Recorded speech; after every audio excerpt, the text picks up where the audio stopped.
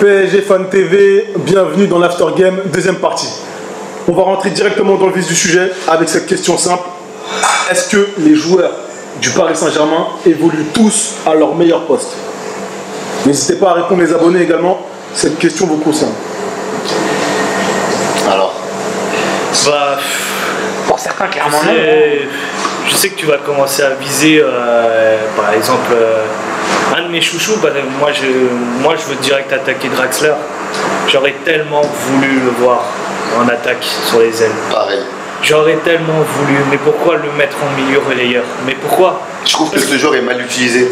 Pour les qualités qu'il a, trop mal utilisé. Surtout quand tu sais ce qu'il a fait pour la Coupe des Confédérations où on s'est reposé sur lui. Il a porté le brassard de capitaine. Après, c'est un des chouchous de Joachim Löw en équipe d'Allemagne. Ouais, c'est vrai.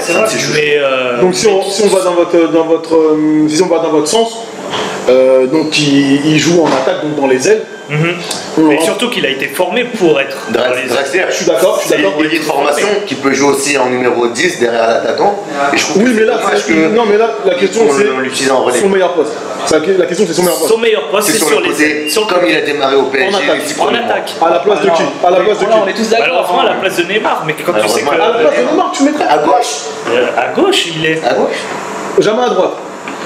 L'année dernière, le Paris Saint-Germain a fini la saison, si je ne dis pas de bêtises, Cavani dans l'axe, notre cher Lucas Moura à droite, qui est parti depuis, Julian Draxler à gauche. Oui, mais là, vu que Et de temps Neymar en est à temps, gauche. Emery changeait entre Lucas et Di C'est Maria. Draxler, est-il à son meilleur poste par exemple? Non, il n'est pas à son meilleur poste. Son meilleur poste, c'est là où C'est il y à a gauche Neymar. pour pouvoir rentrer dans l'intérieur du jeu avec son pied droit. Donc si tu le mets à droite, il ne sera pas à son meilleur poste non plus. Même si c'est un joueur assez ambidextre quand tu le regardes et tout, tu trouves qu'il a une certaine aisance, mal au pied, mais c'est un joueur pour moi qui part de la gauche pour aller dans l'axe. Malheureusement, c'est un joueur qui a perdu 2 ans depuis qu'il est arrivé. On n'a pas bien exploité son potentiel. Même déjà à Wolfsburg, avant qu'il vienne au PSG, il avait des petits déboires à Wolfsburg où c'était un peu compliqué pour lui. Donc ouais, quand tu dis qu'il a perdu des années, il a déjà perdu pas mal d'années. Mais après, il est encore jeune. Il est encore jeune, mais justement, c'est dans ce moment-là qu'il doit apprendre à... Mais il n'a pas donné totalement pleine mesure de... Voilà. Et le fait de le mettre relayeur, c'est vraiment restreindre son potentiel, son talent. C'est vraiment dommage de le mettre relayeur.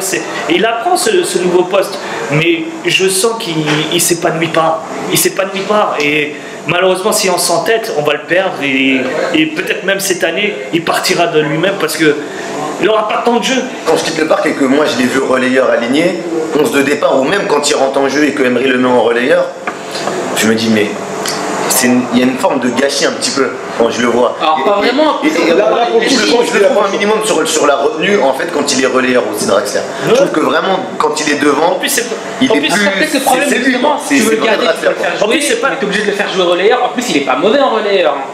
Il n'est pas mauvais, mais c'est pas le meilleur à son poste. Il y a des matchs, il est passé un peu au travers. Il y a des gars meilleurs. Et deuxième chose, c'est le genre de gars. Il va pas se plaindre. C'est le genre de gars après, que tu c'est vois difficile pas de se plaindre quand tu vois qu'il y a un client comme Neymar. Il peut, mais il peut. Il y a eu pire, il peut. Rabiot, il fait quoi lui? Il fait quoi? Il passe son temps à demander à être relayeur alors que on le sait. Moi, je sais qu'il est meilleur que relayeur. en 6. D'accord, donc tu enchaînes sur un deuxième joueur, Rabiot. Oui, c'est vrai que j'enchaîne, mais parce que tu me lances aussi. Donc j'y vais. En même temps, Rabiot, ce que je voulais dire, la petite parenthèse sur Rabiot, c'est que il n'a pas un client qui s'appelle Neymar sur son poste. Oui. C'est Draxler. Oui, mais même Neymar ou pas, il peut se battre pour être titulaire. C'est vrai qu'il peut se battre. Ça ne veut pas dire qu'il s'appelle Neymar, que ça y est, c'est fini. Mais difficile aujourd'hui de dire que sportivement et même au niveau de l'aura, il y a un joueur du Paris Saint-Germain qui va disputer la place de Neymar. Mais bien sûr que oui, mais c'est ce qu'il lui faut. Quand tu dis que rien n'empêche Draxler, s'il est derrière Neymar, de se bouger pour essayer de détrôner Neymar à son poste. C'est comme en début de saison, Di Maria, qui déprime plus ou moins parce qu'il voit Mbappé qui passe devant lui. C'est pareil. On a eu le sentiment qu'il ne voulait pas vraiment le titiller. Et au final, il s'est réveillé début 2018. Le fameux imposteur que pour moi, Draxler, ça devrait être le moteur qui pourrait nous, entre guillemets, tu vois, qu'on ait un Neymar irréprochable. Parce qu'au moment où Neymar fait des erreurs et il en fait, bah, Draxler derrière, il est là pour le faire peur. Ouais, mais toi, tu penses qu'on a acheté Neymar pour que finalement il soit au Paris Saint-Germain et qu'il y ait un remplaçant qui lui mette la pression? Non, mais il faut de la concurrence. Il faut de la concurrence. Quoi qu'il arrive, La concurrence et Draxler, il a le talent. pour le prix qu'on a mis, pour Mbappé et Neymar, ils seront titulaires. La politique, elle sera comme ça. Draxler, c'est un chef d'orchestre. Mais va expliquer à Neymar que voilà, t'es venu pour 222, mais maintenant tu vas jouer en moyenne, tu vas jouer 70 minutes et puis t'as un mec qui va te remplacer à chaque fois. Mais là, il va mal le prendre, Neymar. Là, je suis pas d'accord avec toi. Il va mal le prendre. C'est pas une question d'argent. C'est pas parce qu'il est venu à 222. Le club fait des pieds et des mains avec lui depuis le début. Mais ça n'a rien à voir. C'est une mauvaise chose. Et c'est une mauvaise chose. Mais vous pensez pas que c'est son talent qui aujourd'hui le fait qu'il soit indéboulonnable, comme tu dis? Tu penses pas que c'est son talent qui fait qu'aujourd'hui il est indiscutable à son Neymar, il est intransférable, il est indiscutable, mais il ne devrait pas être intouchable. Voilà. Il ne devrait pas être intouchable. Il devrait y avoir avoir quelqu'un pour le titiller. Mais il faut quelqu'un de meilleur ou quelqu'un de sportivement, d'un concurrent. Sportivement. D'un concurrent. Ouais, mais je pense pas que Draxler soit un concurrent sportivement. Ouais, voilà, c'est non. Mais sportivement, au niveau mondial, de toute façon, il n'y a aucune concurrence. Personne n'est autant. Mais je sous-estime pas. Aussi talentueux J'aime beaucoup que Neymar. J'aime beaucoup Draxler. Mais de dire que il va titiller Neymar sur son poste, non. Et ça n'a rien à voir avec l'argent. C'est juste le football. Là, c'est le football qui dit que Draxler, il a aucune chance face à Neymar sur son poste. C'est impossible. C'est impossible. Après, je suis tout à fait d'accord avec Connie quand il dit que Draxler n'est pas à son meilleur poste. Parce que moi, je trouve aussi qu'il doit être ailier. Mais il est coincé. Au Paris Saint-Germain, il est coincé. Aujourd'hui, c'est Neymar. Non, c'est clair. C'est pour ça que je dis que malheureusement, on va le perdre. Malheureusement, Malheureusement, on va le perdre. que ce sera Neymar point. Et pourquoi? Parce que je trouve que Draxler, il n'y a pas beaucoup de clubs en Europe qui peuvent se vanter d'avoir un profil comme ça dans leur effectif. Nous, on a ce profil-là. Et je trouve qu'on s'en sert pas à bon escient tout le temps. D'accord. C'est sûr. Et je pense que forcément un jour il va penser à partir du PSG, c'est sûr. C'est sûr. Si ce n'est pas l'été prochain. Franchement, pour après lui, une bonne Coupe du Monde. Pour lui, il sait qu'il est talentueux et c'est une perte de temps de rester sur le banc, mais une perte de temps. Mais qu'est-ce qu'il apprend à rester sur le banc, à regarder les Neymar, les Rabiot, c'est Pour lui, c'est pas cool, mais pour nous, c'est sûr une bonne chose d'avoir quelqu'un. C'est sûr que c'est bon d'avoir Draxler. Mais même, moi je trouve que même cette année, quand il rentre, il apportait rien de plus. Ça changeait la physionomie du match, il changeait pas. C'est toujours. Il a besoin de commencer le match. Tu sens que Draxler, oui et non, oui, mais de toute façon, il lui faut du temps de jeu, quoi qu'il arrive. Du temps de jeu. Mais à chaque fois que je le voyais rentrer depuis décembre, janvier, il apporte rien de différent.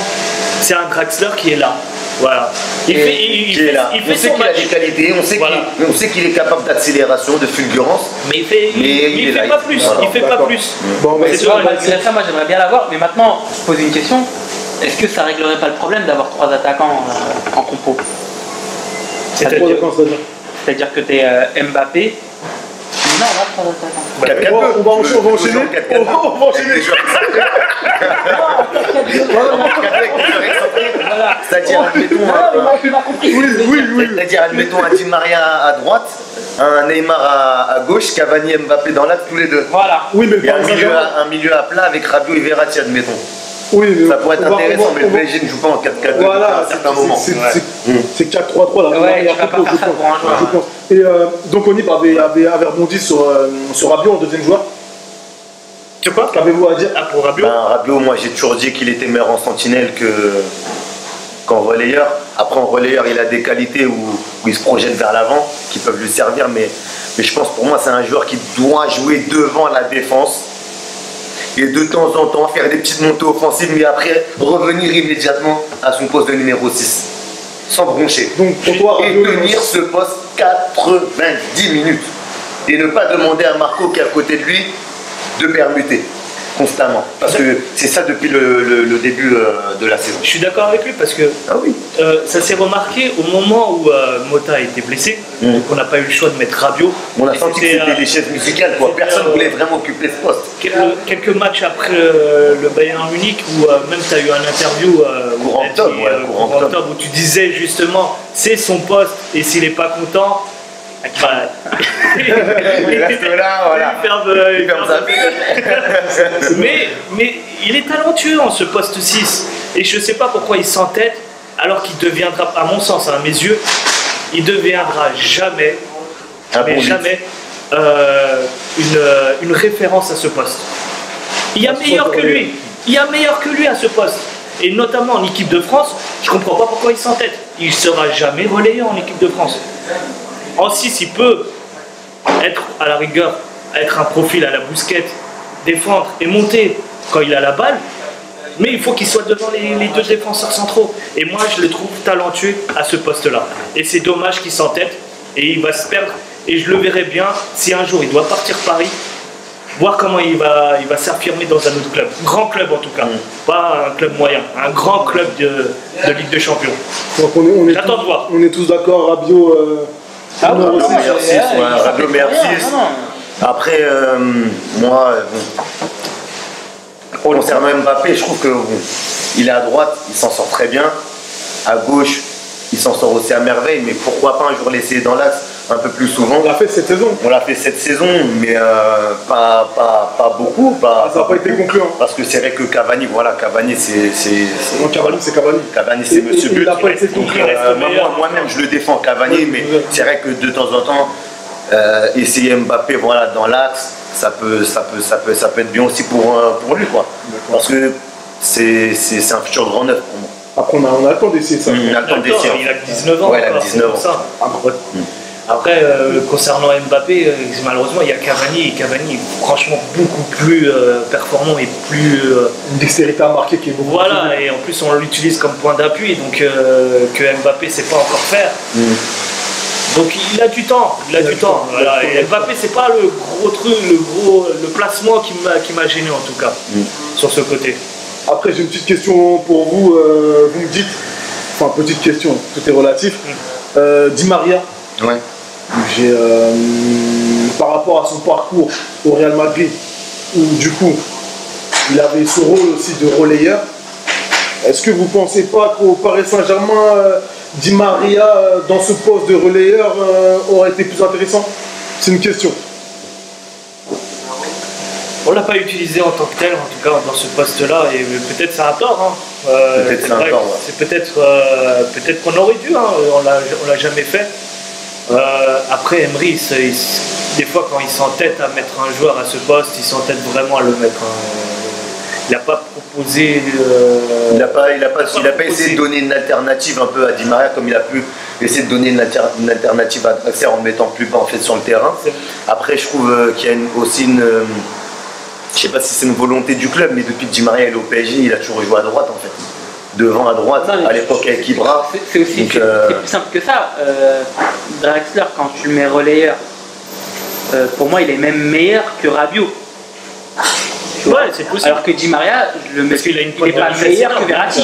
Il a une pointe de vitesse énorme. Ouais, parce que c'est un joueur qui est formé offensivement aussi. Non, je pense pas que Di Maria aussi offensivement pour créer, comme disait Blasco. Pour moi, la question elle est simple par ça, parce que déjà, Di Maria, il n'est pas meilleur que Verratti à ce là.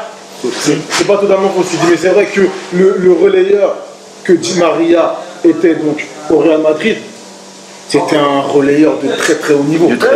C'est grâce à lui. L'année où on gagne avec des champions, c'était lui qui distribuait, c'est lui qui cassait les lignes, c'est lui qui faisait ses longues passes. Qui changeait le rythme aussi des fois de la partie. Cristiano ou Benzema. Verratti que j'aime beaucoup n'a pas encore atteint ce niveau-là pour moi. Le niveau de la décima, du Di Maria, relayeur de la décima, pour moi, Verratti n'a pas encore atteint ce niveau. C'est mon opinion après. Le seul problème de Di Maria, en gros, après, pas forcément du poste, c'est sa constance. Réellement, c'est sa constance. Si il aurait été, depuis le début, depuis qu'il est arrivé à Paris, constant dans ses performances, dans ses résultats, dans les objectifs qu'il devait atteindre, il n'y aurait pas eu de débat. Parce qu'on a l'impression, quand on parle avec tous les supporters, qui se réveillent que quand il se sent en danger ou quand il n'a plus la place en tant que titulaire.